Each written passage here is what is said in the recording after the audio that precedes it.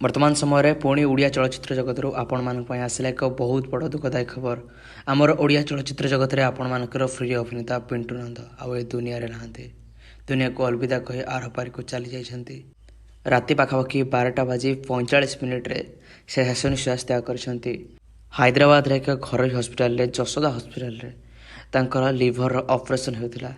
राति पाखापाखि 10:30 ରୁ 11ଟା ସମୟରେ ତାଙ୍କୁ ଭେଣ୍ଟିଲେଟରରେ ଭର୍ତ୍ତି କରାଯାଇଥିଲା କାହିଁକିନା ତାଙ୍କର ସ୍ୱାସ୍ଥ୍ୟ ଅବସ୍ଥା ବହୁତ ଗୁରୁତର ହୋଇପଡ଼ିଥିଲା ଏବଂ ପାଖାପାଖି ଘଣ୍ଟାଏରୁ 2 ଘଣ୍ଟା ପରେ ସେ ଶେଷ ନିଶ୍ୱାସ ତ୍ୟାଗ କରିଛନ୍ତି।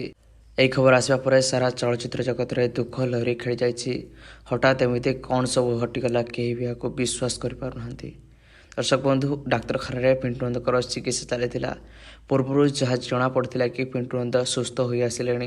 दिल्ली में जो चिकित्सा चली स्वास्थ्य अवस्था ठीक था हेले लिभर रु रक्तस्राव होगा कारण हैदराबाद को स्थानांतरित कर आज लिभर ऑपरेशन होता है। लिभर ऑपरेशन समय अवस्था गुरुतर हो पड़ता से शेष निश्वास त्याग कर अचानक एत बड़ दुखदायक खबर को कहीं भी विश्वास कर पारना।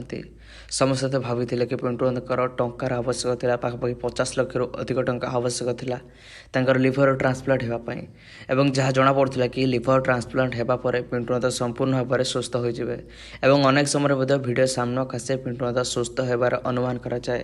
हेले अचानक एमती कौन सब घटीगला कहीं भी जहाँ सहजरे विश्वास कर पारना। हठात एमती कौन सब होगला हेले यही खबर आसवा पर परिवार सदस्य माने स्त्री झील दुखरे भांगी पड़ती। बापा को स्वामी को झोरी झोरी दुखरे कांदुंट। सारा चलचित्र जगत में दुख लहरी खेली जाइए। सबू बॉलीवुड इंडस्ट्री अभिनेता अभिनेत्री मैंने दुख प्रकाश करछंती। सबुठी शोक लहरी खेली जाइए। आमर चैनल तरफ भगवान के निकट में केवल एति प्रार्थना जे अभिनेता पिंटू नंदकर आत्मार सद्गति हो।